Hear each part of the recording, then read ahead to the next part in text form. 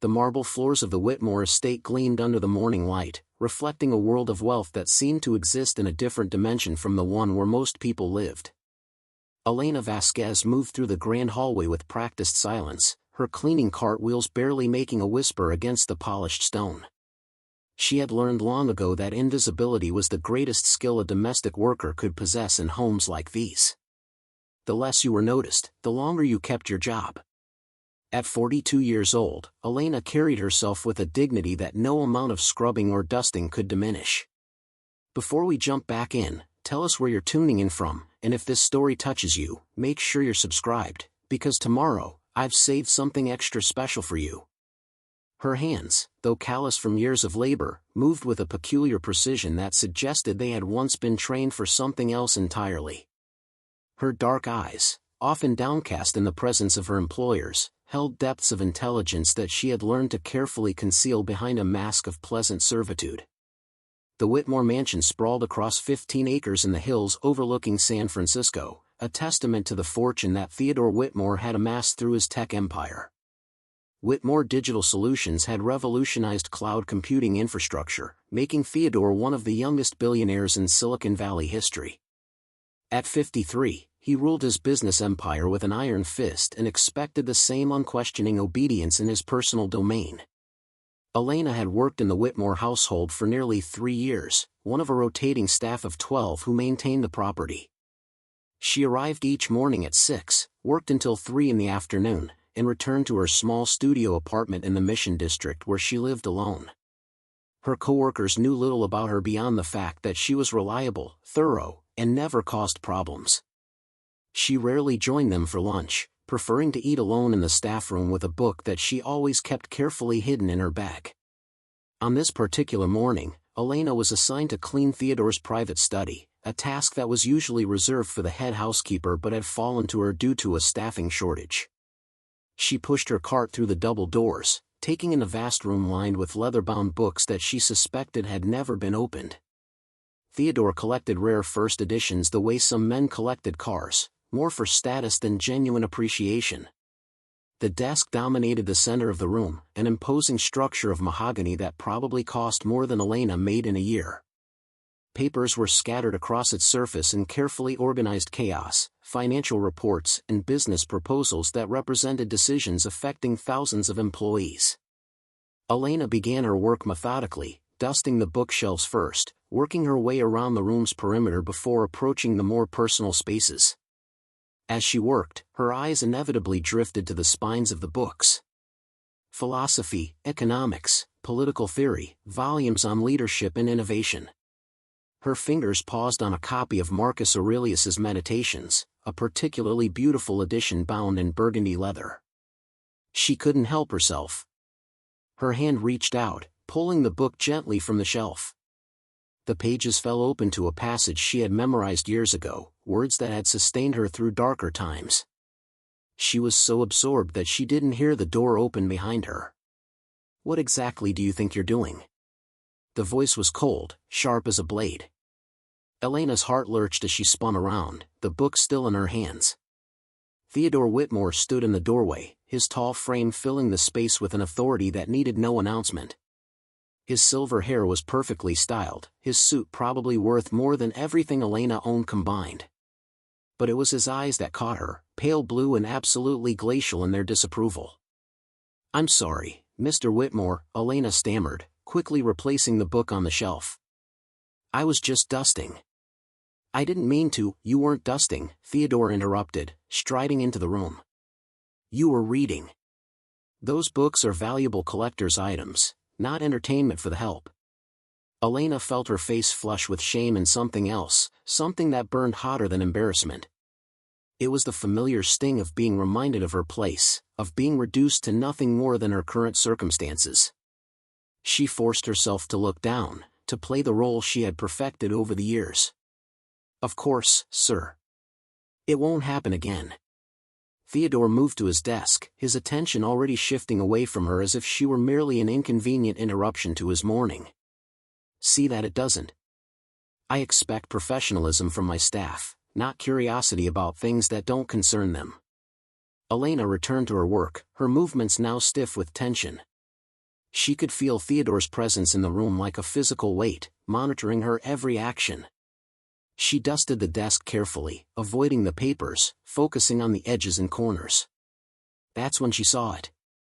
Partially hidden beneath a quarterly earnings report was a letter on official university letterhead.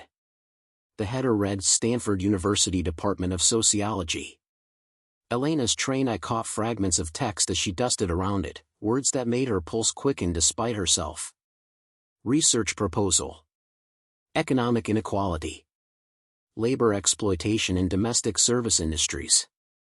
Her hand trembled slightly as she moved to dust the other side of the desk. She told herself not to look, not to care, but years of academic training had ingrained certain reflexes. Research was in her blood, even now, even here, even while wearing a housekeeper's uniform and pretending to be invisible. Is there a problem? Theodore's voice cut through her thoughts. No, sir. Just being thorough. Thoroughness doesn't require staring at my private correspondence. Elena's jaw tightened. She finished dusting the desk and moved to the windows, her back to Theodore as she cleaned the floor-to-ceiling glass that overlooked the bay. The view was spectacular, the kind of vista that most people only saw in magazines.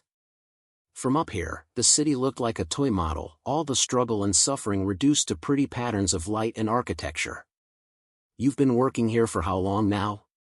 Theodore's question came unexpectedly. 3 years, Mr. Whitmore. Almost 3 years. And you're happy with the arrangement? Elena paused in her cleaning, uncertain where this was going. Yes, sir. Very grateful for the opportunity. Good. Because I value discretion in my staff. What happens in this house, what you see and hear, it stays within these walls. I trust that's understood. Of course, Mr. Whitmore. Excellent. You may go. Mrs. Chin will reassign you to other areas of the house. I don't want anyone in my study without my explicit permission from now on. Elena gathered her supplies quickly, eager to escape the suffocating atmosphere of the room. As she reached the door, Theodore spoke again. And Elena? Stay curious about your work, not mine. She nodded without turning around and left, her heart pounding in a way that had nothing to do with fear and everything to do with a rising frustration she had been suppressing for far too long. The rest of the day passed in a blur of routine tasks. Elena cleaned bathrooms, vacuumed hallways, changed linens, and polished silverware. She worked alongside Carmen, a cheerful woman from Guatemala who had been with the Whitmores for 5 years, and James, a quiet man in his 60s who had worked in various wealthy households for most of his life. During their brief lunch break, Carmen noticed Elena's unusual silence. You okay, Mija? You seem tense today. Elena forced a smile. Just tired. Didn't sleep well. That study assignment getting to you? I hate that room. So many books, so much dusting. Mr. Whitmore acts like they're made of gold. Maybe they are to him, James said quietly, not looking up from his sandwich. Rich people collect things. Books, art, people. All the same to them. Just things to own. Carmen laughed, but there was an edge to it. You're so cynical, James. Not cynical. Realistic. I've worked in houses like this for 30 years. The faces change, the addresses change, but the attitude never does. We're furniture to them. Useful furniture, but furniture nonetheless. Elena wanted to argue, to say that surely some wealthy people saw their staff as human beings, but the words died in her throat. Her encounter with Theodore that morning had reinforced a truth she had been living with for years. In these houses, in this world, she was defined entirely by her function. Her thoughts, her education, her entire past life, none of it mattered. She was a cleaner. That was her identity in their eyes, and anything that suggested otherwise was seen as threatening. The evening arrived with Elena bone-tired but unable to rest. She sat in her small apartment, surrounded by the only possessions that really mattered to her. Books lined makeshift shelves constructed from planks and cinder blocks. Her laptop, old but functional, sat on a folding table that served as her desk. Preparing and narrating this story took us a lot of time, so if you are enjoying it, subscribe to our channel, it means a lot to us. Now back to the story. And in a cardboard box under her bed, carefully protected in plastic sleeves, were the remnants of another life. She pulled the box out and opened it slowly, as if handling something sacred. Inside were diplomas, transcripts, letters of recommendation, and a thick-bound manuscript that represented 7 years of her life. The title page read Invisible Labor, the Exploitation and Erasure of Domestic Workers in Contemporary American Society. Below it, her name as it had once been recognized, Dr. Elena Vasquez, PhD in Sociology, Columbia University. She traced her fingers over the embossed letters, remembering the woman who had written those words. That Elena had been confident, passionate, determined to change the world through research and advocacy. She had conducted hundreds of interviews with domestic workers across the country, documenting their experiences, analyzing patterns of exploitation, and proposing policy reforms. Her dissertation committee had called it groundbreaking. One professor had told her it would make her career. But life had other plans. The academic job market had been brutal. Despite her credentials, despite the praise for her work, the positions she had applied for went to candidates with better connections, with research that was less controversial, less politically charged. Your work is important, she had been told repeatedly, but perhaps too focused on advocacy rather than pure scholarship. Translation: you make people uncomfortable. Then came the personal disasters. Her mother's cancer diagnosis. The mounting medical bills. The decision to leave New York and move back to California to care for her. The savings that evaporated. The desperate search for any work that could pay rent and medical expenses. The PhD that became a liability in job interviews because she was overqualified for everything except the academic positions that didn't want her. Domestic work had been a last resort, a way to stay afloat while she figured out her next move. But days became weeks, weeks became months, and months became years. Her mother had passed away 8 months ago, leaving Elena alone with grief and the suffocating realization that she had lost herself somewhere along the way. The woman who had fought so hard to give voice to invisible workers had become invisible herself. She opened her laptop and navigated to a folder she visited every few weeks. Inside were drafts of articles she had written but never submitted, research proposals for projects she would never conduct, and most recently, a grant application for a community advocacy center she dreamed of creating. It would offer legal assistance, education programs, and support services for domestic workers. It would be everything her research had shown was desperately needed. But dreams required money, and money required either wealthy benefactors or institutional support, neither of which were available to a woman cleaning houses in San Francisco. She had filled out the grant application anyway, knowing it was futile, knowing that organizations funded projects from established academics and nonprofit leaders, not from housekeepers with outdated CVs and gaps in their professional history. Elena closed the laptop and leaned back in her chair, staring at the water-stained ceiling of her apartment. The building was old, the walls thin enough that she could hear her neighbor's television through the wall. This was her reality now. This was what happened when you tried to fight systems too big to notice your existence. A knock on her door startled her from her thoughts. She wasn't expecting anyone. Opening the door cautiously, she found Carmen standing in the hallway, holding a casserole dish. "I made too much," Carmen said with a knowing smile that suggested this was a polite fiction. "Thought you might be hungry." Elena felt a wave of gratitude that threatened to break through her carefully maintained composure. "That's very kind of you. Please, come in." Carmen entered, glancing around the tiny apartment with approval rather than pity. "You keep it nice. I like all the books. You read a lot." "It's a habit I can't break," Elena said, accepting the casserole. "Can I get you some tea?" They sat together in Elena's small space, sharing tea and conversation. Carmen talked about her children, 3 kids she was putting through school with money earned scrubbing other people's toilets and washing other people's dishes. She talked about her dreams for them, How education was going to be their ticket to a different life. "What about you?" Carmen asked. "You have family?" "Not anymore. My mother passed last year." "I'm sorry, Mija. That's hard. What did you do before the cleaning work?" Elena hesitated. She had become skilled at deflecting these questions, at keeping her past safely locked away. But something about Carmen's open, genuine interest made her want to be honest, even if just for a moment. "I was a researcher. I studied sociology, worked with communities, tried to understand how systems of power affect everyday people." Carmen's eyes widened. "Like a scholar? With a degree in everything?" "Something like that. So why are you cleaning houses?" It was the question Elena had asked herself 1,000 times. "Because life happens. Because degrees don't pay medical bills. Because the world doesn't always work the way we hope it will." Carmen nodded slowly, her expression thoughtful. "You know what my grandmother used to say? She said the world breaks everyone eventually, but some people become strong in the broken places. Maybe that's you, Elena. Maybe you're becoming strong in the broken places." After Carmen left, Elena sat alone with those words echoing in her mind.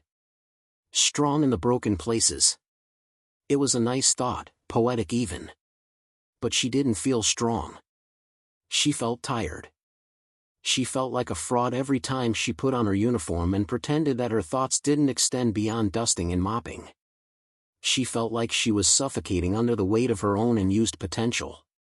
She returned to the box under her bed and pulled out her dissertation again. 7 years of research. Hundreds of interviews. Thousands of hours of analysis. All of it documenting a reality that the world seemed determined to ignore. She had written about women like Carmen, like James, like herself now. She had written about the invisible architecture of American comfort, built on the backs of people who cleaned and cooked and cared, all while remaining unseen and unvalued. One section of her dissertation had focused specifically on how employers perceived their domestic staff. She had documented the cognitive dissonance that allowed wealthy families to claim they valued their workers while simultaneously denying them basic dignities. The workers were described as part of the family in the same breath that they were forbidden from using the front door or eating from the same dishes as their employers. She had written about the performative nature of domestic work, how workers had to constantly manage their employers' comfort by appearing neither too intelligent nor too ignorant, neither too friendly nor too distant. They had to read moods, anticipate needs, and above all, remain non-threatening to the egos of those they served. Reading her own words now, living the reality she had once studied from an academic distance, felt surreal. She had become her own research subject. The irony was not lost on her. The next morning, Elena arrived at the Whitmore estate at her usual time. The fog was thick coming off the bay, wrapping the mansion in a gray cocoon that made it seem even more isolated from the world beyond its gates. She changed into her uniform in the staff room, pinning her hair back and checking her reflection to ensure she looked appropriately invisible.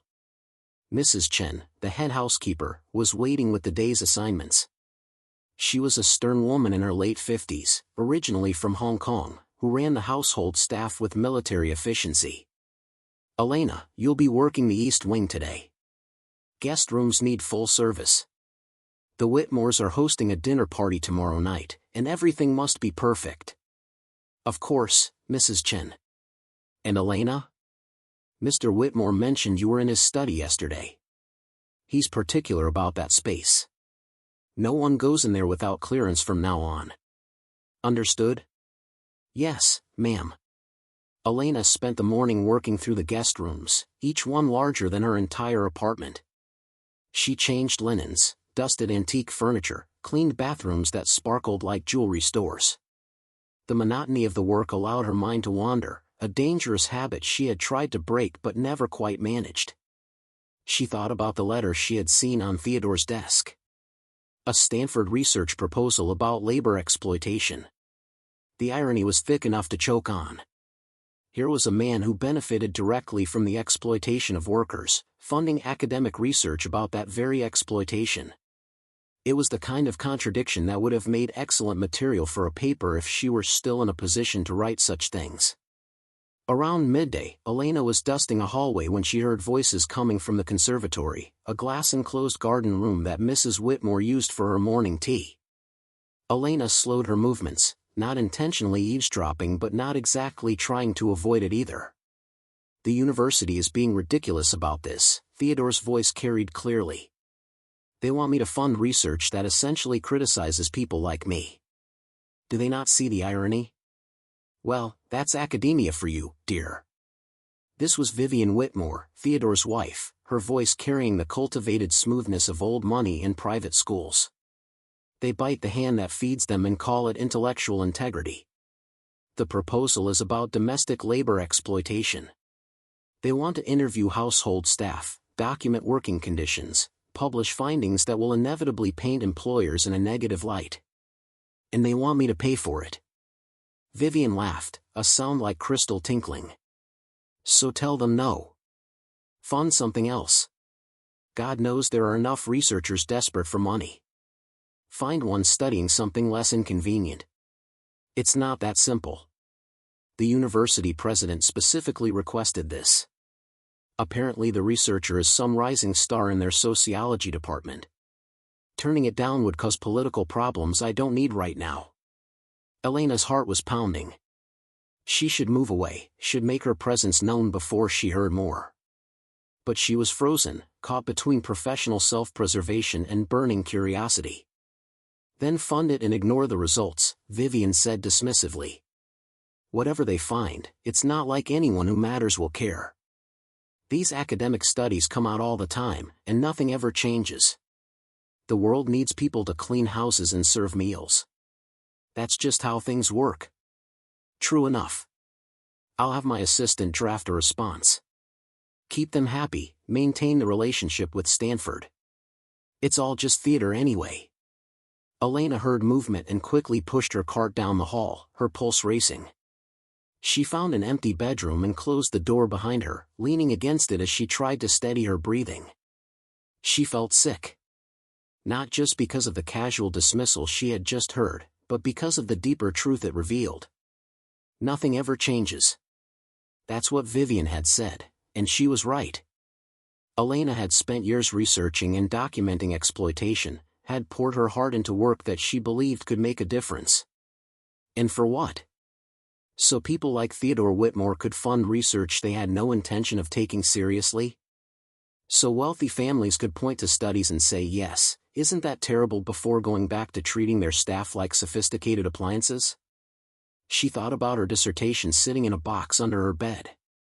She thought about the grant proposal she had written for a community center that would never exist. She thought about all the women she had interviewed who had shared their stories with the hope that someone, somewhere, might care enough to change things. The anger that rose in her chest was hot and bitter. It was the anger of years of diminishment, of watching her education and expertise become liabilities rather than assets. It was the anger of being told that her work was too political, too controversial, too uncomfortable, when all she had done was document reality. It was the anger of being reduced to a uniform and a mop while the very people who benefited from her invisibility funded research about invisibility. A knock on the door made her jump. "Elena? You in there?" It was Carmen's voice. Elena opened the door, quickly composing her face into neutrality. "Yes, sorry. Just taking a quick break." Carmen studied her with concern. "You okay? You look upset." "I'm fine. Just feeling a bit off today. Mrs. Chin is looking for you. Wants everyone in the staff room for a meeting." The entire household staff gathered in the cramped room off the kitchen. Mrs. Chin stood at the front, her expression even more severe than usual.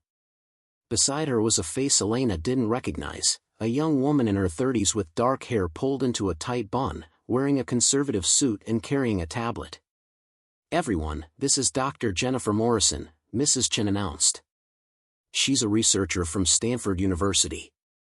The Whitmores have agreed to participate in a study about household management, and Dr. Morrison will be conducting interviews with staff members over the next few weeks." Elena felt the blood drain from her face. This was the researcher. This was the study Theodore had been dismissing just hours ago as meaningless theater. Dr. Morrison smiled warmly at the assembled group. Thank you all for your time. I want to assure you that all interviews will be completely confidential. Your names will never be used in any published material. This research is about understanding the realities of domestic work in contemporary America, and your voices are essential to that understanding. The irony was so sharp it cut. Here was Elena, who had conducted this exact type of research, who had written the dissertation that had probably influenced this very study, now on the other side of the interview table. She was no longer the researcher but the subject, no longer the one analyzing power structures but the one trapped within them. Participation is voluntary, Dr. Morrison continued, but I hope you'll all consider sharing your experiences. Change happens when people are willing to speak truth to power. Elena almost laughed out loud at that phrase.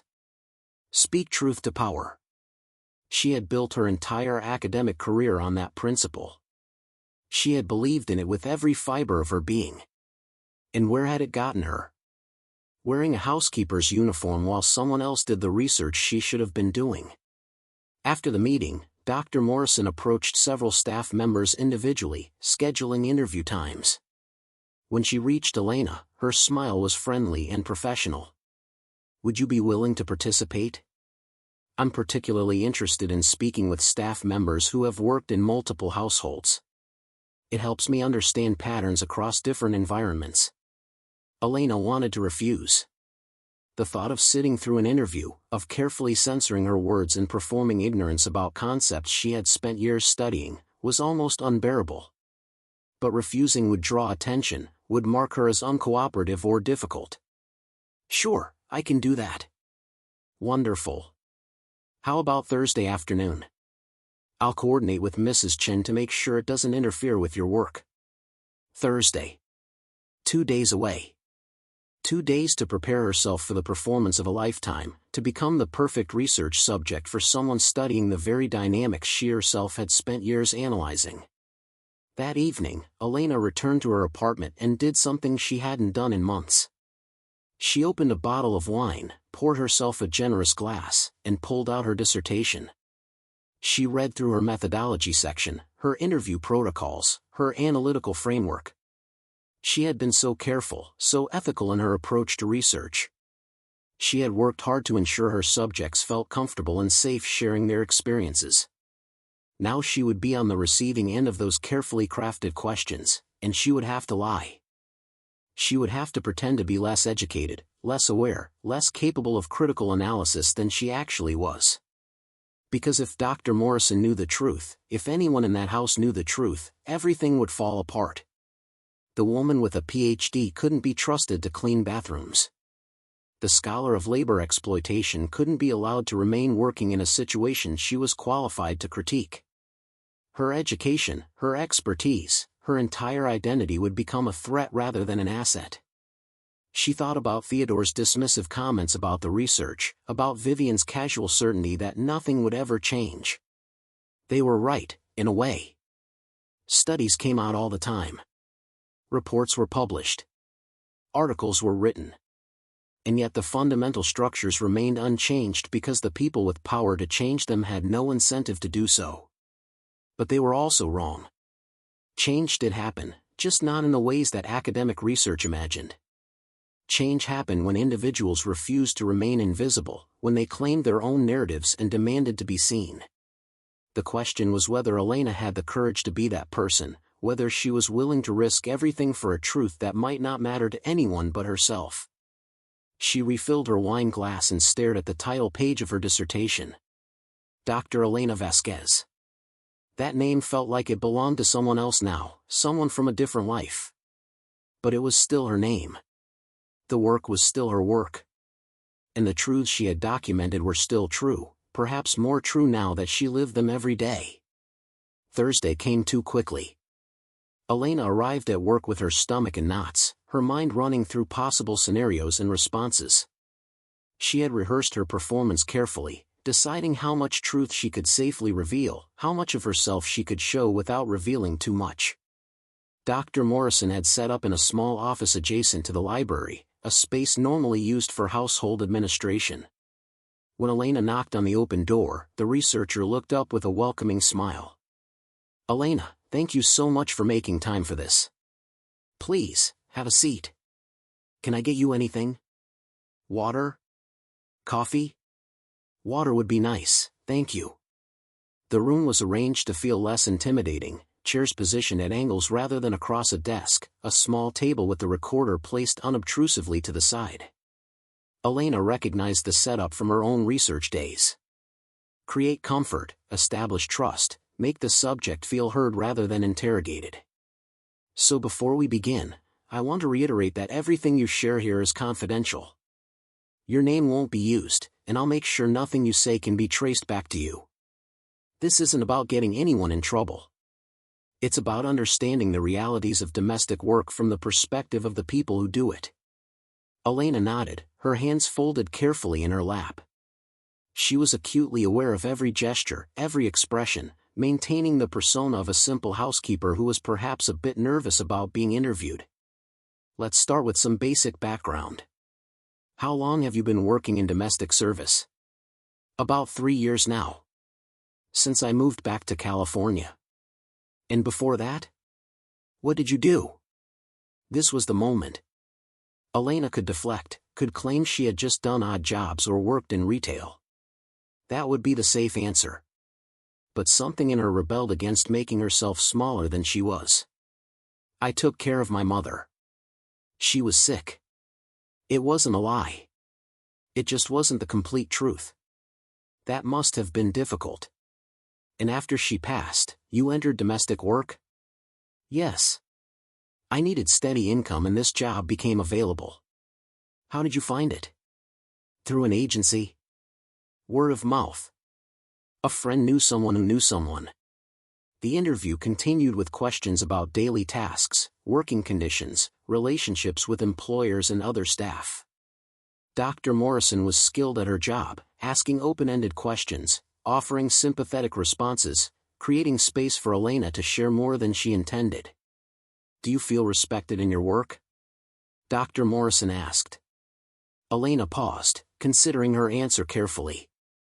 "The Whitmores are fair employers. They pay on time, they don't ask anything unreasonable." "That's not quite what I asked. Do you feel respected? As a person, not just as an employee?" The directness of the question surprised Elena. This researcher was better than she expected, cutting through polite evasions to get at deeper truths. "Respect is complicated in this kind of work," Elena said slowly. "I think people respect the work we do because they need it done. But respecting the worker as a full human being? That's different. Can you give me an example?" Elena thought about Theodore catching her with his book, about the contempt in his voice when he told her to stay curious about her work, not his. She thought about Vivian's casual dismissal of research findings because nothing ever changes. She thought about years of being treated as if her thoughts and feelings existed only in relation to other people's comfort. "We're expected to be invisible," she said finally. "Not literally, but in terms of our inner lives. No one wants to know what we think or feel beyond whether we're happy with our wages and working conditions. We're supposed to exist only in the context of service." Dr. Morrison leaned forward slightly, her expression intent. "That's a very articulate observation. Have you thought about these dynamics much?" Warning bells went off in Elena's mind. She had said too much, had let her analytical training show through the cracks in her performance. She needed to pull back, to become simpler, less threatening. "I guess I just noticed things," she said with a self-deprecating smile. "Too much time alone with my thoughts while I clean." The moment passed. Dr. Morrison made a note on her tablet and moved on to other questions. But Elena felt the slip like a near-miss accident, a reminder of how carefully she needed to guard herself. The interview lasted an hour. When it was over, Elena returned to her work with her hands shaking slightly. She had survived the encounter, had managed to share just enough truth to be helpful to the research without revealing her own background. But the experience had left her feeling raw and exposed in ways she hadn't anticipated. That afternoon, while cleaning one of the upstairs bathrooms, Elena overheard another conversation that would change everything. The door to Theodore's home office was slightly ajar, and voices carried into the hallway where she was working. "I need you to run a background check on all the household staff." Theodore's voice was clipped. "All business." "All of them?" "Sir, that's unusual." "Is there a problem?" This was Davidson, Theodore's personal assistant. "Just being thorough. This research project has me thinking about security. I want to know exactly who we have working in this house." Elena's blood went cold. Background checks. They would find everything. Her degrees, her dissertation, her entire academic history. There would be questions about why she hadn't disclosed her education, suspicions about her motives for working under false pretenses. She had to think. Had to figure out a way to handle this before it exploded. But even as her mind raced through possibilities, she knew the truth. There was no good way out. The life she had carefully constructed, the invisibility she had maintained, it was all about to shatter. And perhaps most terrifying of all, a small part of her felt relieved. Elena barely slept that night. She lay in her small bed staring at the ceiling, watching shadows from passing cars sweep across the cracked plaster. The background check hung over her like a guillotine, and she knew it was only a matter of time before the blade fell. She had perhaps a week, maybe two if she was lucky, before Theodore's assistant compiled the reports and delivered them to his desk. The question that kept her awake was not whether to run, but whether to stay and fight. Running meant abandoning the life she had built here, modest as it was. It meant starting over somewhere else, hiding her credentials again, living in fear of discovery. But staying meant confronting the inevitable exposure, facing Theodore's anger and the humiliation that would follow when everyone learned she had been deceiving them. Except it wasn't really deception, was it? She had never lied about her education. No one had ever asked. The application for the housekeeping position hadn't required disclosure of advanced degrees. She had simply allowed people to make assumptions based on her uniform and her willingness to clean toilets. If that made her a liar, then what did it make them for never considering that the woman scrubbing their floors might have a mind worth knowing? By dawn, Elena had made her decision. She would not run. She would not apologize for her education or explain away her circumstances. If Theodore wanted to fire her for being too educated, let him. But she would not go quietly, and she would not pretend that her silence had been anything other than survival in a world that punished women like her for being both brilliant and poor. She arrived at the Whitmore estate that morning with a strange sense of calm. The fog had lifted, revealing a crystalline day where everything seemed sharper, more vivid. She changed into her uniform mechanically, but for the first time in 3 years, the act felt like putting on a costume rather than becoming invisible. Mrs. Chen assigned her to the main floor, polishing silver in preparation for the dinner party that evening. Elena worked alongside James, who hummed old jazz tunes under his breath while he sorted through serving platters and candlesticks.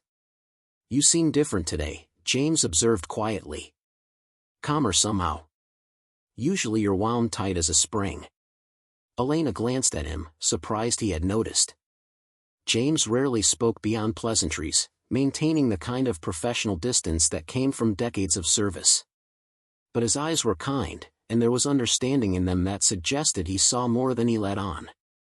"Just tired of being afraid, I guess." James nodded slowly, turning a silver spoon in his weathered hands. "I learned something a long time ago in this work. Fear keeps you employed, but it also keeps you small. There comes a point where you have to decide which matters more, the job or your soul." "And which did you choose?" "Both, for a while. Then neither. Then I stopped thinking of it as a choice and started thinking of it as a balance. Some days the job wins, some days my dignity wins. The trick is knowing when to let which one have its way." They worked in silence after that, but Elena felt less alone. James understood the tightrope they all walked, the constant negotiation between economic necessity and human dignity. She wondered how many other staff members carried similar secrets, how many had surrendered pieces of themselves to maintain the fiction that serving the wealthy was somehow ennobling rather than diminishing. Around mid-morning, Mrs. Chen entered the silver pantry with an unusual expression on her face. She looked troubled, almost apologetic, which was entirely unlike her typical efficiency. "Elena, Mr. Whitmore wants to see you in his study." "Immediately." The words landed like stones. Elena felt James stiffen beside her, felt the weight of his concern even though he said nothing. This was it, then. The background check must have come back faster than she expected. Or perhaps Theodore had remembered something about her, had put together pieces she thought were safely scattered. "Of course," Elena said, her voice steadier than she felt. She removed her apron, smoothed her uniform, and followed Mrs. Chen through the house. The study door was closed. Mrs. Chen knocked once and announced Elena's presence before retreating down the hall with uncharacteristic speed. Elena stood alone in the corridor for a moment, gathering herself. Then she opened the door and stepped inside. Theodore sat behind his massive desk, but he was not alone. Davidson, his assistant, stood to one side holding a manila folder. And in one of the leather chairs facing the desk sat Dr. Jennifer Morrison, the Stanford researcher. All three turned to look at Elena as she entered. "Close the door, please," Theodore said. His voice was neutral, revealing nothing.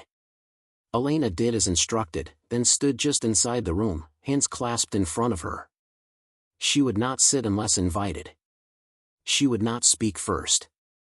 Some habits of service were too deeply ingrained to abandon even now. Theodore studied her for a long moment, his pale eyes calculating. Finally, he gestured to the empty chair beside Dr. Morrison. "Sit down. This is going to take a while." Elena sat, acutely aware of Dr. Morrison's presence beside her. The researcher looked confused, her gaze moving between Elena and Theodore as if trying to understand why she had been summoned to this meeting. Davidson opened the manila folder and placed it on the desk in front of Theodore. Even upside down, Elena could see photocopies of her transcripts, her diplomas, the title page of her dissertation. Her entire academic life, reduced to a file folder barely an inch thick. "I make it a practice to know who works in my home," Theodore began, tapping the folder with one finger. "Especially when I'm funding research that involves interviewing my staff. I wanted to ensure there were no conflicts of interest, no one with ulterior motives or hidden agendas."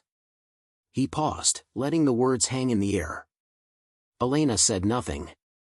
She would make him spell it out, would force him to acknowledge what he had found rather than volunteering her own explanation.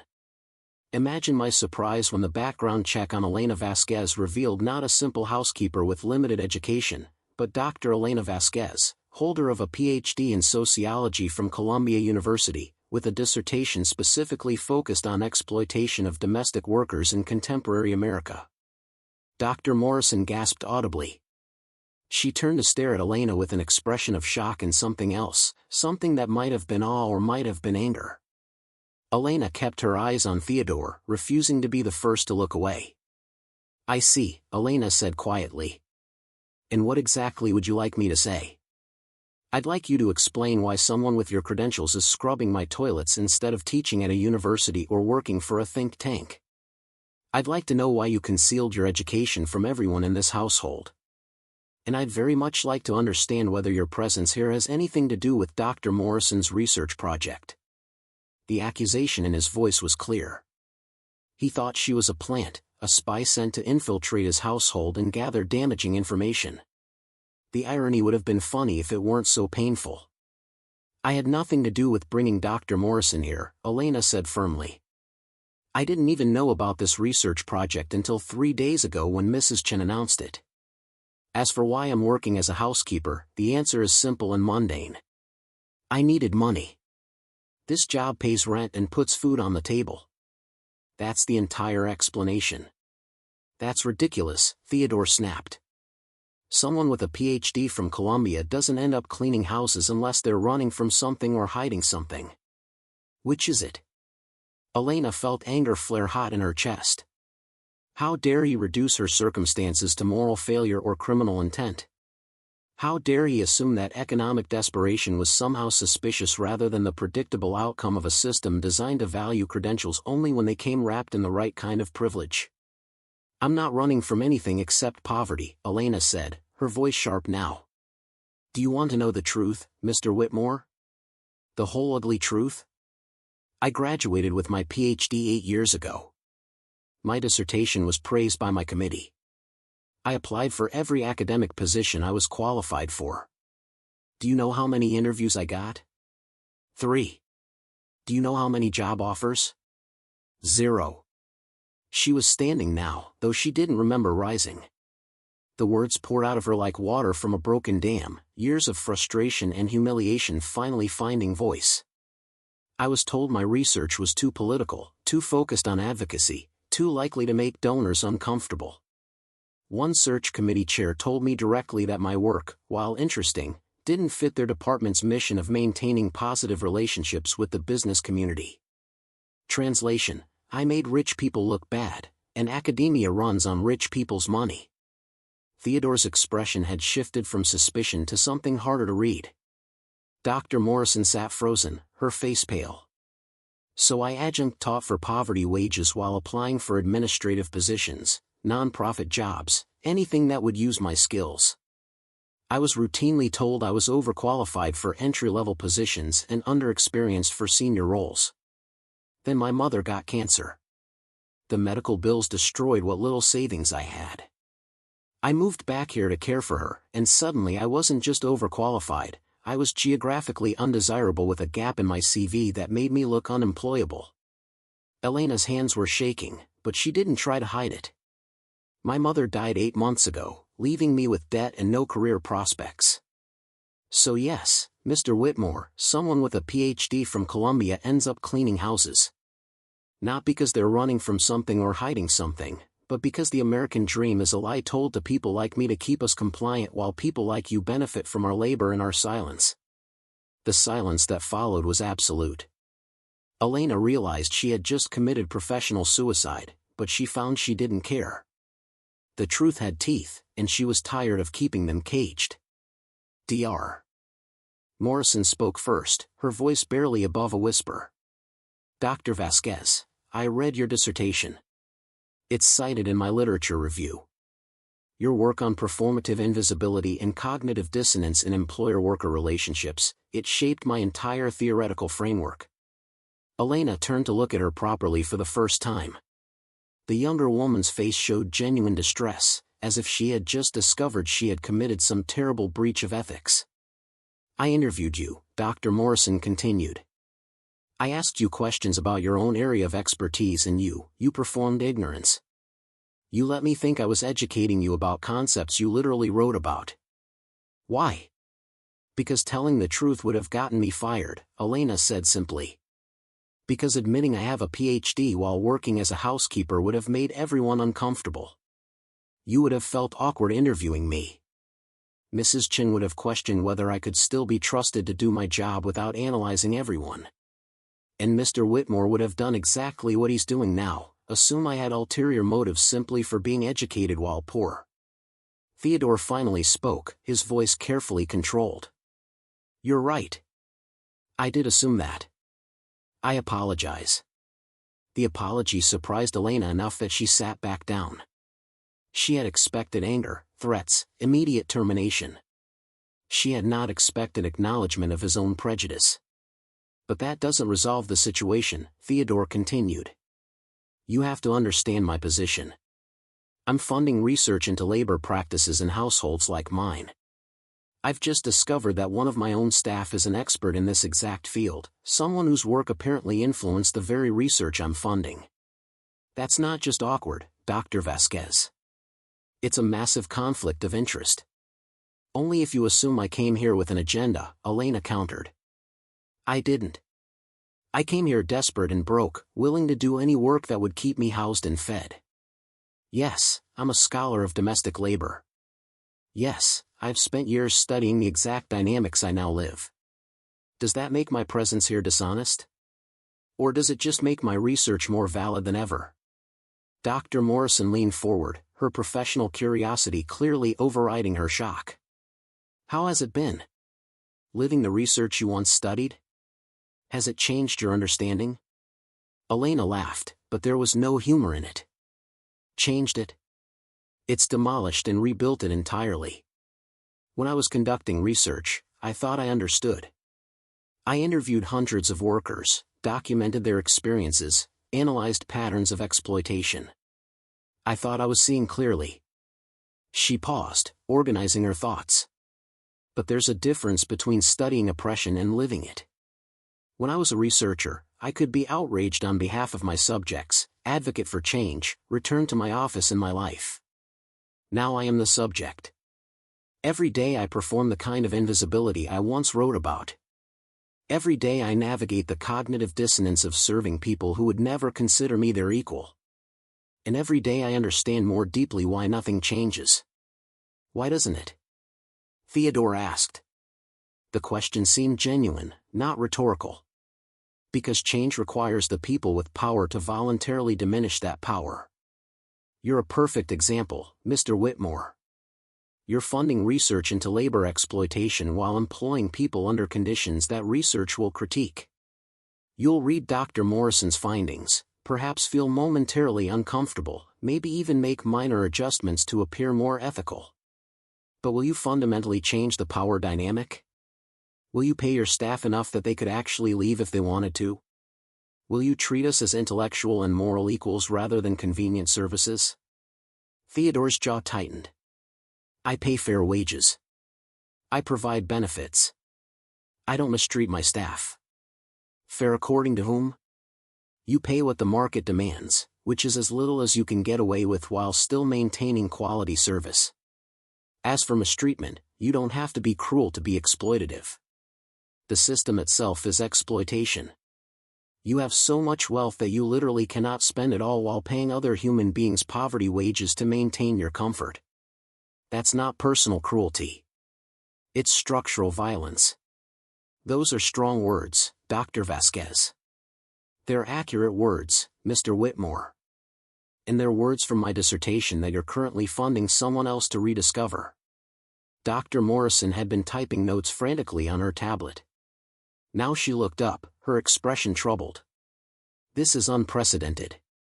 I need to disclose this in my research. The fact that one of my subjects is actually a peer scholar in the same field, it's ethically complex.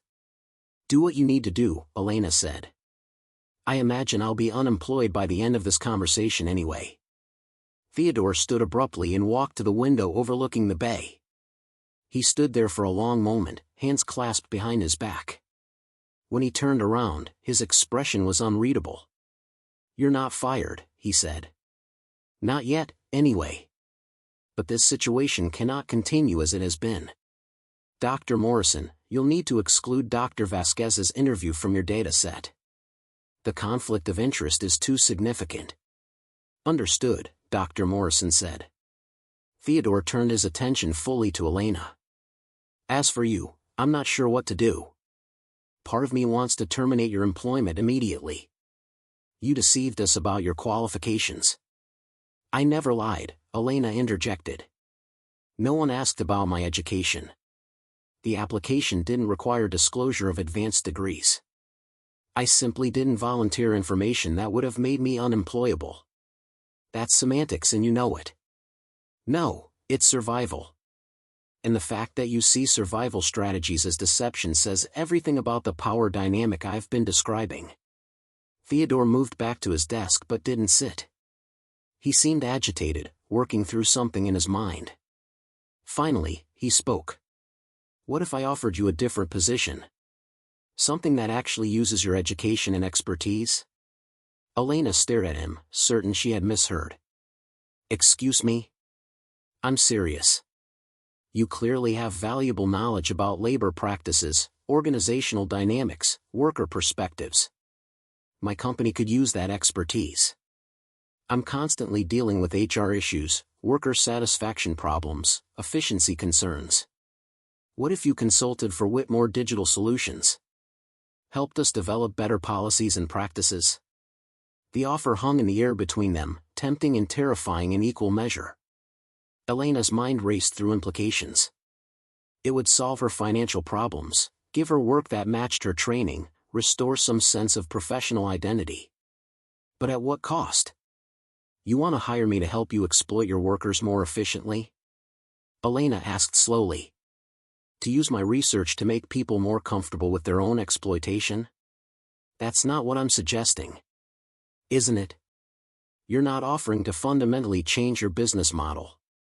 You're offering to pay me to help you manage the contradictions, smooth over the rough edges, make workers feel valued without actually redistributing power or wealth. I'd become complicit in the very systems I've spent my career critiquing. Theodore's face hardened. You're being unreasonable. I'm offering you an opportunity that most people in your situation would jump at. Most people in my situation haven't spent years studying exactly how corporations co-opt progressive language and expertise to maintain exploitative structures. You're not offering liberation, Mr. Whitmore. You're offering incorporation. You want to absorb my critique, neutralize it, turn it into another tool for maintaining the status quo.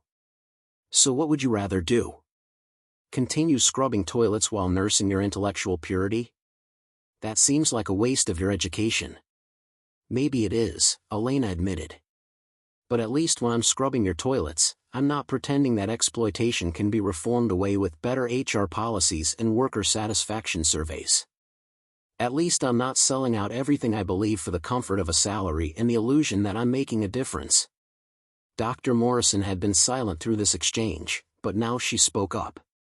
Dr. Vasquez, what if there was a third option? What if you worked with me on this research? As a co-investigator, bringing your lived experience and academic expertise together. It would be controversial, methodologically complex, but potentially groundbreaking. Elena felt a flutter of hope quickly crushed by reality. Academic positions require institutional affiliation. I don't have one, and given my employment history, I'm not likely to get one. What if I could fix that? Theodore interjected. Stanford would listen if I recommended someone. I could make it clear that funding for future projects depends on them hiring you in some capacity. Visiting scholar, researcher in residence, something. Elena looked between the two of them, seeing the shape of what they were proposing. Theodore would use his wealth and influence to force Stanford to give her an academic position. She would collaborate with Dr. Morrison on research that would ultimately be funded by Theodore. Everything would remain within his sphere of control, his power to give or withhold determining the boundaries of what could be studied and said. No, Elena said firmly. I appreciate the offer, both of you, but no. I won't let you purchase my integrity or my independence. If I return to academic work, it will be on my own terms, without owing my position to the very people I need to be free to critique. Theodore's expression darkened with frustration. You're being foolish. This is the best opportunity you're likely to get. Perhaps. But some opportunities are really just prettier cages. Then what do you want? Theodore's voice rose slightly, his composure cracking. You reject every solution I propose. You won't accept a corporate position, you won't accept an academic position facilitated by my influence. Do you want to continue working as a housekeeper? Is that your grand plan? I don't know what I want, Elena admitted. But I know what I don't want. I don't want to be saved by the very systems and people I've spent my life working to change. I don't want my research, my expertise, my lived experience to be absorbed and neutered by institutions that benefit from exploitation. So you'd rather have nothing than compromise? I'd rather have nothing than sell my soul. The meeting dissolved after that, with Theodore dismissing them both with barely contained anger. Dr. Morrison lingered in the hallway outside the study, waiting for Elena. That was incredibly brave and incredibly stupid, Dr. Morrison said. You just turned down opportunities most scholars would kill for. Opportunities that would have required me to become something I'm not. Maybe. Or maybe you're being too idealistic. Sometimes we have to work within systems to change them. Refusing all compromise might feel pure, but it's also ineffective. Elena smiled sadly. You sound like every academic who told me my research was too political. There's always a reason to compromise, always a justification for working within systems that are fundamentally unjust. And somehow those compromises never lead to actual change, just more sophisticated ways of describing exploitation. Dr. Morrison looked uncomfortable. You're probably right. But where does that leave you? Cleaning houses, apparently. They walked together toward the staff areas, an awkward silence between them. Finally, Dr. Morrison spoke again. For what it's worth, your dissertation changed how I think about this work. The way you wrote about performative invisibility, about how domestic workers have to constantly manage their employer's comfort by appearing neither too smart nor too dumb, neither too visible nor too invisible. Living it myself today, watching you perform ignorance during our interview, it made all of that real in a way my academic understanding never quite grasped. Welcome to the difference between studying oppression and living it. Will you stay here? Keep working for the Whitmores? Elena considered the question. I don't know. Probably not. The invisible performance is over. Everyone knows who I am now. That changes everything, makes my presence here untenable. Where will you go? Wherever women like me go when the truth becomes too expensive to hide. They parted at the staff room. Elena changed out of her uniform slowly, wondering if this was the last time she would perform this ritual. The other staff members were at lunch, giving her privacy to gather her thoughts. She found Carmen in the kitchen, preparing vegetables for the evening's dinner party. The older woman took one look at Elena's face and immediately pulled her aside. What happened? You look like you've seen a ghost. Elena almost laughed. Not a ghost. Just the end of a pretense I've been maintaining for 3 years. She told Carmen everything. About her education, the background check, the confrontation with Theodore, the job offers she had refused. Carmen listened without interrupting, her hands never stopping their practiced work with the knife. When Elena finished, Carmen was quiet for a long moment. Then she said, "My grandmother had another saying. She said the truth is like a caged bird. You can keep it locked up for a long time, feed it just enough to keep it alive. But eventually, it will either die in the cage or sing so loud you have to set it free. I think I just let mine fly." Good. It was dying in there anyway. They worked together for a while in comfortable silence. Elena helped Carmen with the vegetables, grateful for the simple, mindless task. But her mind was already moving forward, trying to imagine what came next. She couldn't stay at the Whitmore estate. That much was clear. Even if Theodore didn't fire her, the dynamic had shifted too fundamentally. Everyone would know now, would treat her differently, would expect things from her that she couldn't provide while wearing a housekeeper's uniform. But where could she go? The same economic pressures that had forced her into domestic work 3 years ago hadn't changed. She still needed rent money, food money, money to keep existing in a city that seemed designed to extract every dollar from those who could least afford to give it. The dinner party that evening was elaborate, with 50 guests circulating through the mansion's public rooms. Elena had been scheduled to work the event, helping serve and clean up, but Mrs. Chen quietly reassigned her to other duties. Perhaps she knew about the confrontation, or perhaps she simply sensed that Elena's presence would create awkwardness. Instead, Elena cleaned the upstairs bedrooms while sounds of laughter and conversation drifted up from below. She moved through the empty spaces, seeing them with new eyes now that her performance of invisibility had ended. These rooms represented wealth that was almost incomprehensible. Original artwork on the walls, antique furniture worth more than most people's houses, walk-in closets larger than her entire apartment. And yet, for all this abundance, the Whitmores were not happy. Elena had seen enough to know that. Theodore was driven by achievement and control, never satisfied, always pursuing the next acquisition or victory. Vivian floated through life with elegant detachment, self-medicating with wine and shopping. Their adult children, when they visited, seemed bored and entitled, having never known want or struggle. Money did not buy happiness.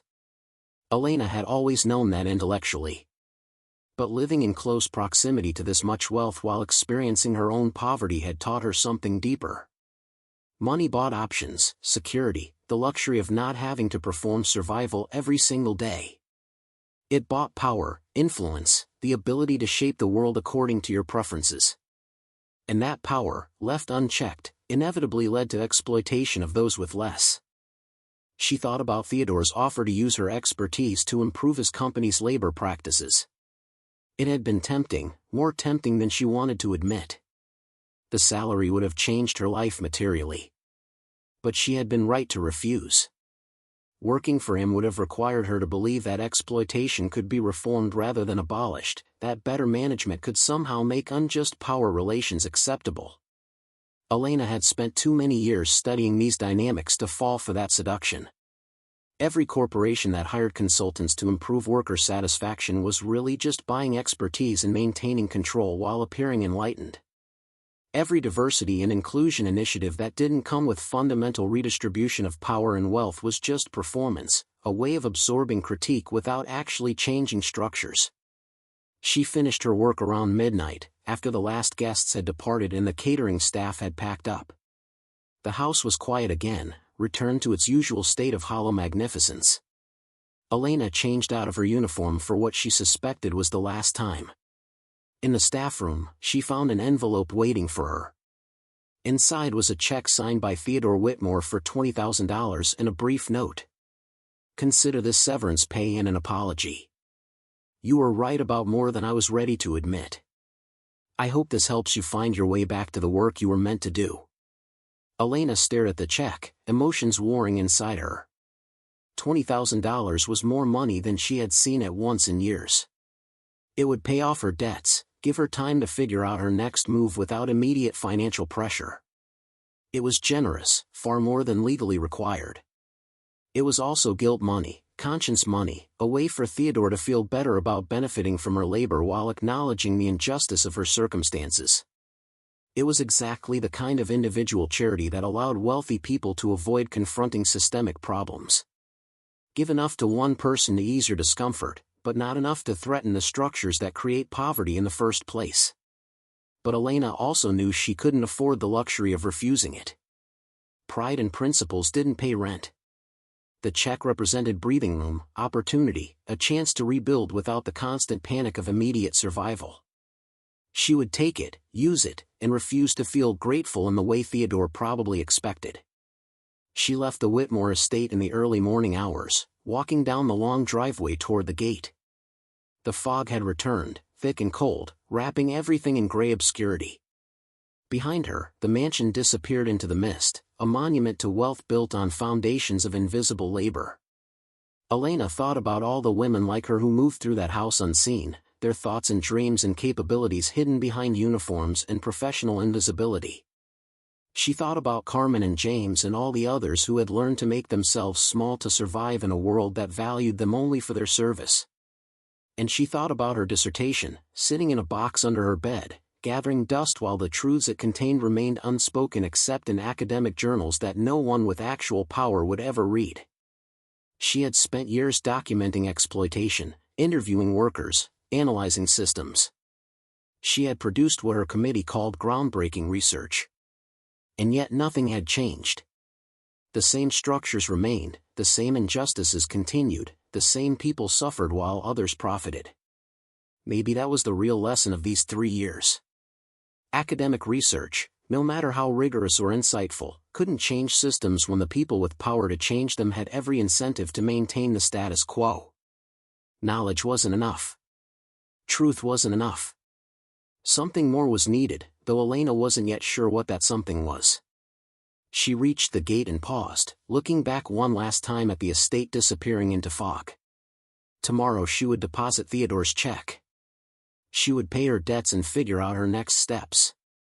But tonight, walking away from the Whitmore mansion for the last time, Elena felt something she hadn't experienced in years.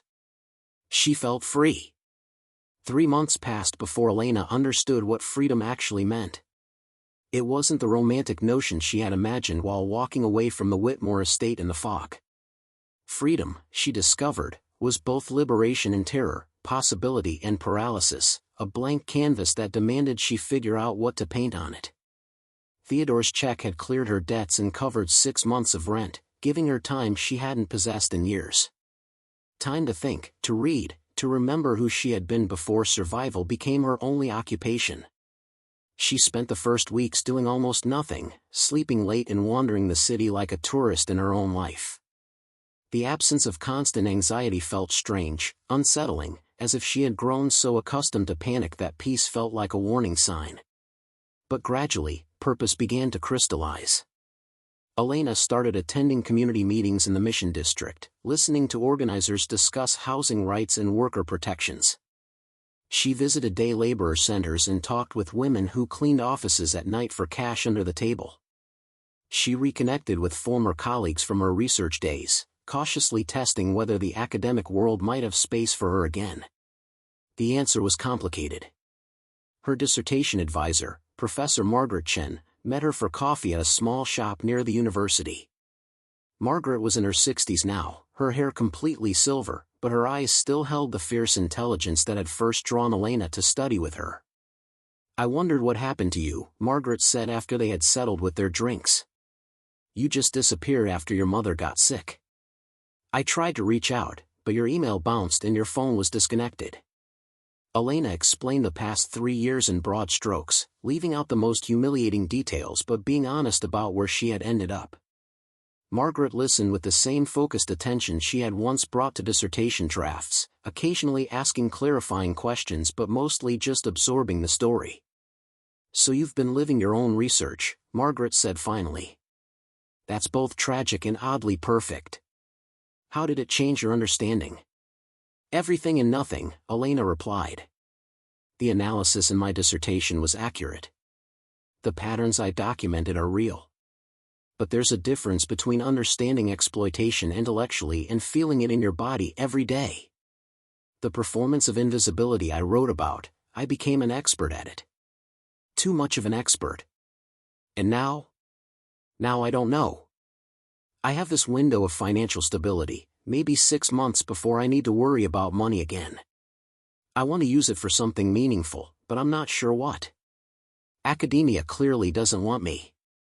Nonprofits want experience I don't have.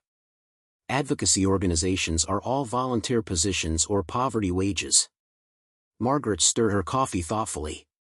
"What if you created something new? Your dissertation documented problems that still exist. Your lived experience gives you credibility and insight that most researchers lack. Why not build something that connects academic research to actual organizing and advocacy?" The idea planted itself in Elena's mind, taking root slowly.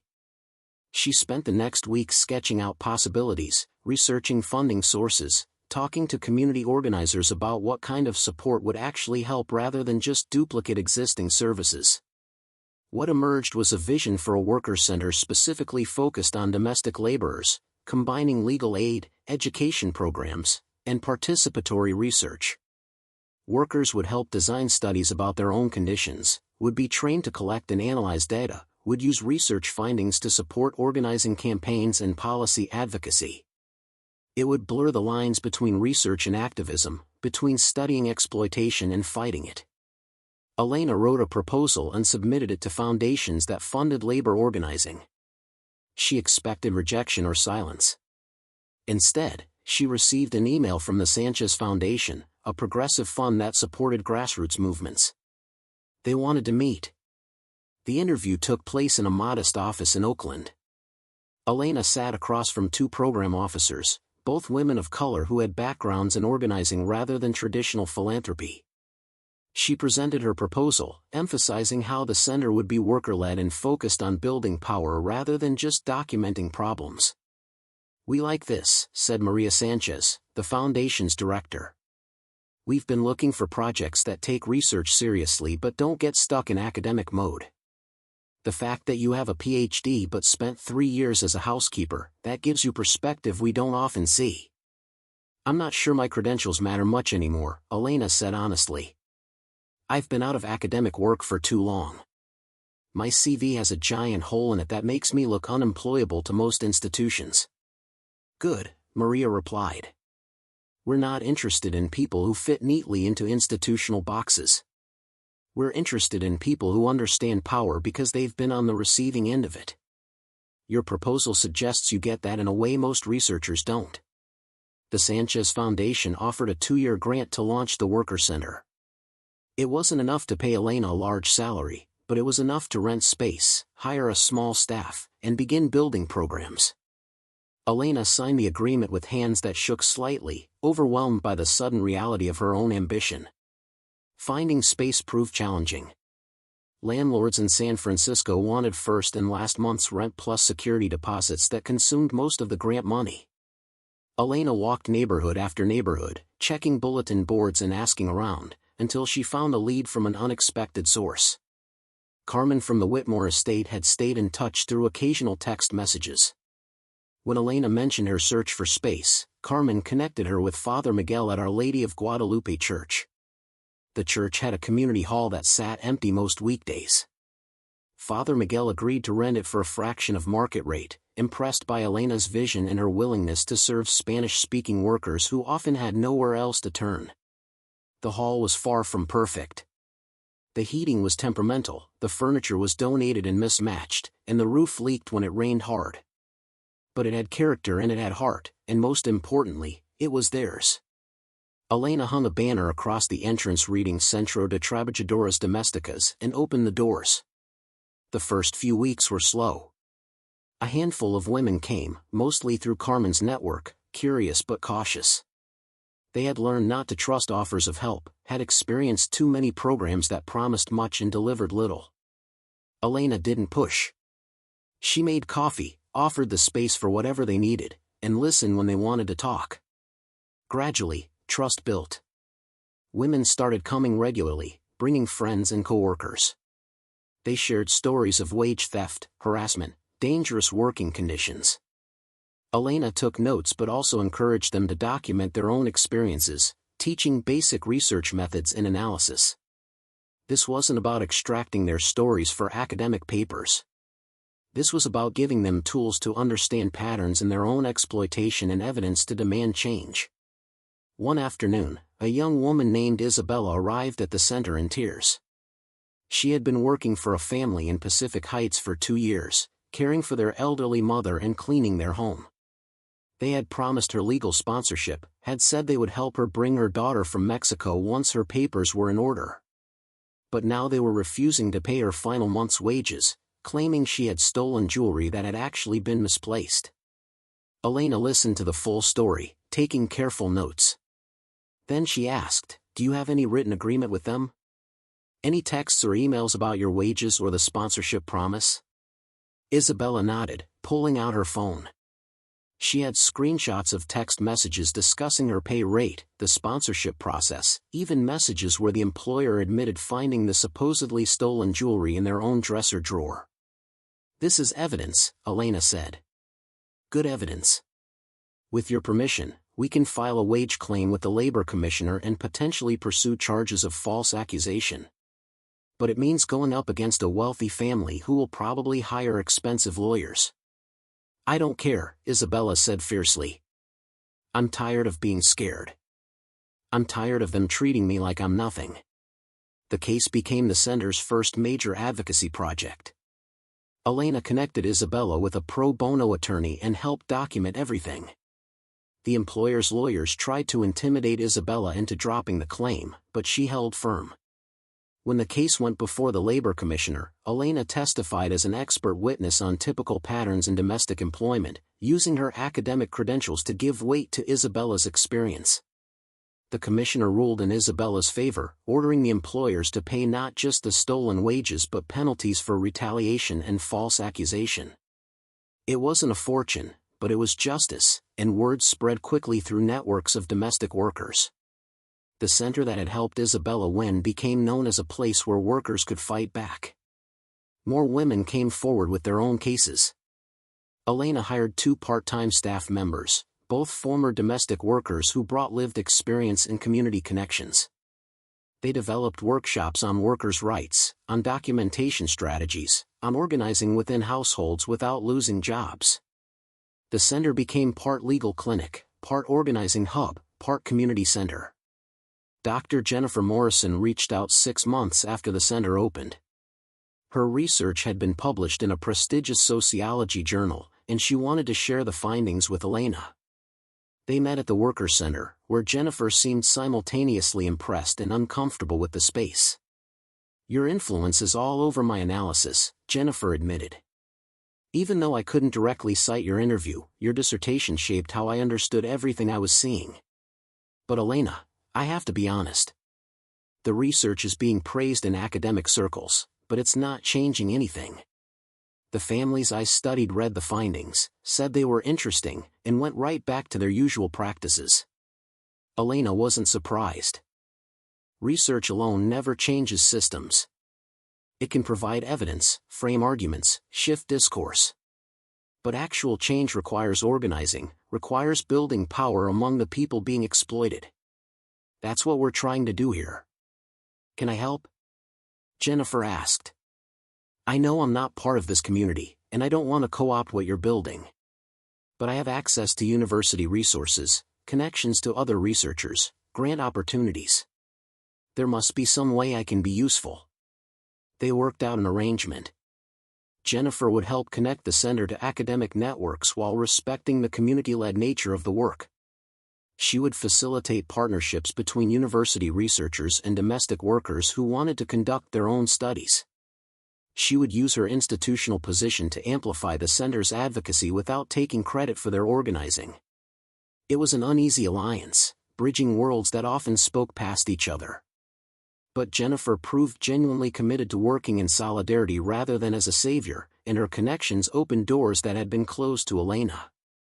One unexpected door was an invitation to speak at a conference on labor rights at Stanford. Elena almost declined, uncomfortable with the idea of returning to academic spaces that had rejected her. But the workers at the center encouraged her to go, to tell their stories to people who needed to hear them. The conference was held in a gleaming building on Stanford's campus, full of professors and graduate students and nonprofit directors. Elena felt out of place in her simple dress among people in professional attire, carrying bags that probably cost more than her monthly budget. But when she stepped to the podium for her panel, she found her voice. She talked about the gap between studying exploitation and living it. She described the center's work, emphasizing how participatory research gave workers tools to understand and challenge their own conditions. She argued that academic research on labor issues was often extractive, taking workers' stories and translating them into publications that benefited researchers' careers without benefiting workers themselves. The audience was uncomfortable. Professors shifted in their seats. Graduate students looked uncertain whether to nod in agreement or defend their own research.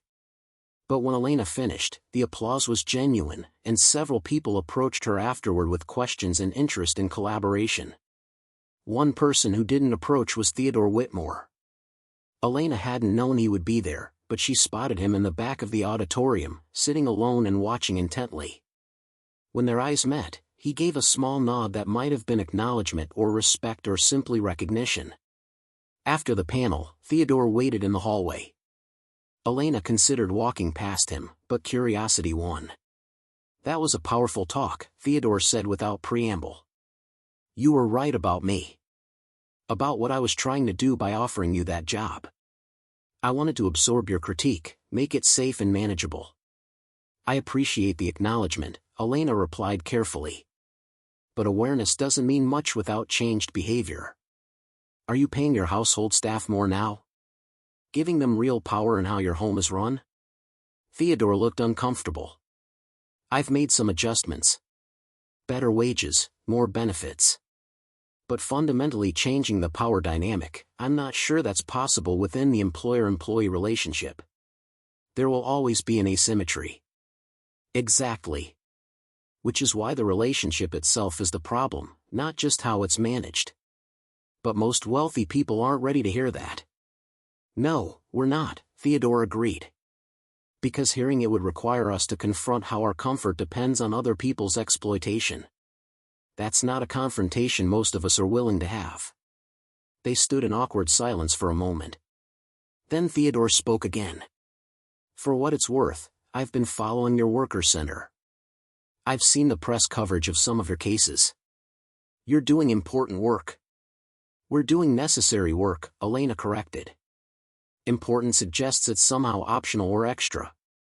This work is necessary because the alternative is continued exploitation of people who have no other options. Theodore nodded slowly.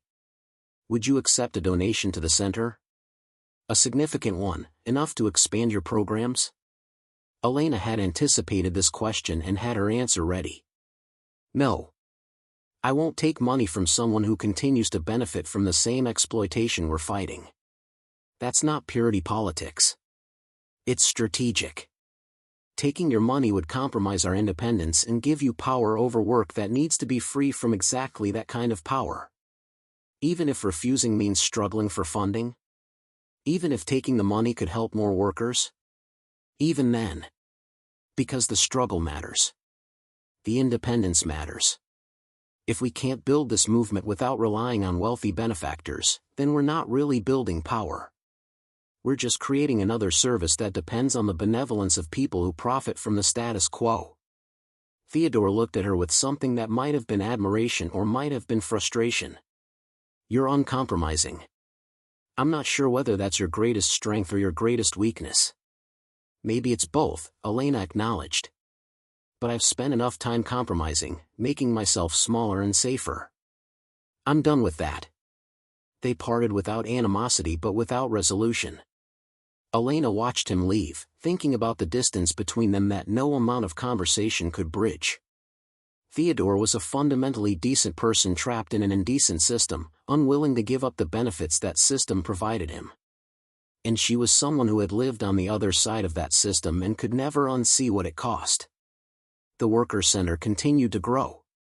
By the end of the first year, they were serving over 200 women regularly, had won a dozen wage theft cases, and were building toward larger policy campaigns. The work was exhausting, often frustrating, and occasionally exhilarating. Elena worked longer hours than she had at the Whitmore estate, but the exhaustion felt different because it came from purpose rather than survival. Carmen became deeply involved in the center, eventually joining the staff part-time while continuing her own domestic work. She brought networks of workers that Elena could never have reached, Spanish speakers who trusted Carmen's advocacy in ways they would never trust an outsider. Together, they began developing worker cooperatives where domestic workers could set their own wages, control their own conditions, and share power rather than submitting to it. One evening, as they cleaned up after a workshop, Carmen said something that stayed with Elena. You know what the difference is between working at that mansion and working here? At the mansion, we were always performing. Always watching ourselves through other people's eyes, making sure we stayed invisible enough to be safe. Here, we're just ourselves. That's what freedom actually means. Elena thought about that often in the months that followed. Freedom wasn't the absence of work or struggle. Freedom was the ability to bring your whole self to your labor, to work in service of your own values and community rather than someone else's comfort. It was messy and uncertain and sometimes scary. But it was real in a way that the performance of invisibility had never been. 2 years after leaving the Whitmore estate, Elena received a package in the mail. Inside was a leather-bound book, expensive and elegant. A note from Theodore explained that it was a first edition of a book on labor history, something he thought she might appreciate. Also in the package was a check for $50,000 made out not to Elena personally but to the worker center. The note continued, I know you said you wouldn't accept my money. But I'm not giving this to you. I'm giving it to the center, to the workers themselves. Do with it what you think is right. Consider it not charity but partial repayment of debts I can never fully settle. Elena called an emergency meeting of the center's steering committee, which was composed entirely of domestic workers. She presented Theodore's donation and explained its origin. The debate that followed was intense. Some argued they should refuse on principle, that taking money from an employer who still employed domestic workers under exploitative conditions would compromise their integrity. Others argued that refusing money that could help workers because of where it came from was its own kind of privilege.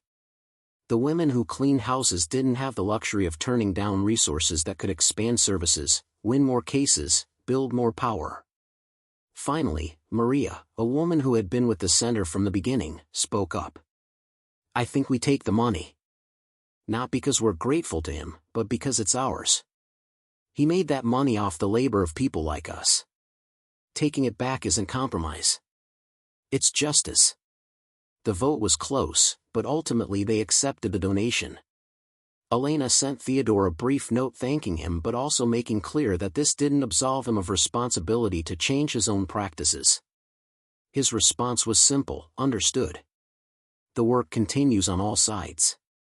The money allowed the center to hire more staff, expand programming, and begin serious policy advocacy at the city and state levels. They pushed for domestic worker Bill of Rights legislation, for enforcement mechanisms against wage theft, for pathways to regularization for undocumented workers. Progress was slow, resistance was fierce, but they were building something real. Elena's academic reputation slowly rehabilitated itself in unexpected ways. The center's work attracted attention from progressive scholars who saw it as a model for engaged research. She was invited to publish articles about their approach, to speak at conferences, to mentor graduate students interested in participatory methods. But she never returned to traditional academic employment. The center needed her more, and the work satisfied something in her that university life never had.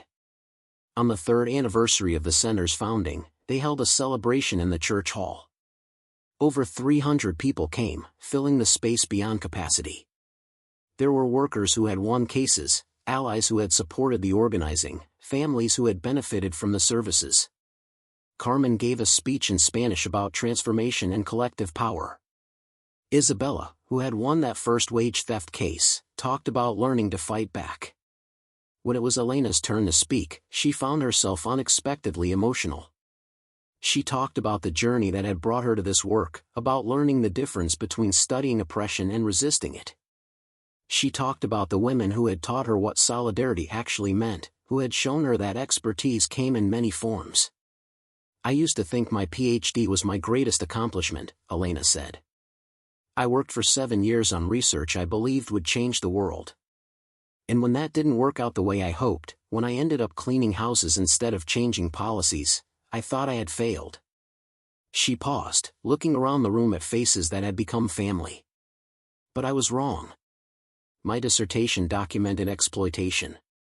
This center fights it. My research described invisibility. You all refuse it. Academic work gave me knowledge. This work gives me purpose. And if I had to choose between the two, I'd choose this every time." The applause was thunderous. Later, as Elena helped stack chairs and clean up, she thought about the long journey from that study in Theodore's mansion to this moment. She had lost much along the way: her academic career, her illusions about how change happened, her belief that knowledge alone could transform systems of power. But she had gained something more valuable: a community of women who understood that liberation was something you built together, not something you researched alone. Her phone buzzed with a text from an unknown number. "Saw the news coverage of your anniversary. Congratulations on the work. It matters more than you probably know." It was signed simply T.W. Elena smiled and deleted the message. Theodore meant well, but his approval wasn't what validated this work. The validation came from Isabella finding the courage to fight back. From Carmen discovering her own power as an organizer. From hundreds of women learning that they didn't have to accept exploitation as the price of survival. That night, Elena returned to her apartment, which was slightly larger now thanks to a modest salary from the center. She pulled out the box containing her dissertation, something she hadn't looked at in months. The pages felt different in her hands now, less like a monument to failure and more like a foundation she had built upon.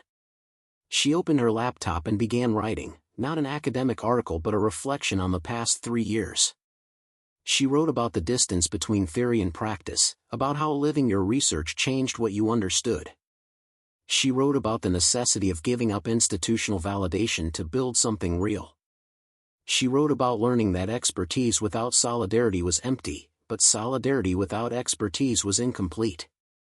The piece would eventually be published in a progressive magazine, sparking conversations about the role of academics in social movements. Some scholars would criticize her for abandoning objectivity. Others would praise her for modeling engaged scholarship. Elena would read both responses with interest but without much concern. She had learned that the people whose opinions mattered most were the ones living the realities she wrote about, not the ones analyzing those realities from comfortable distance.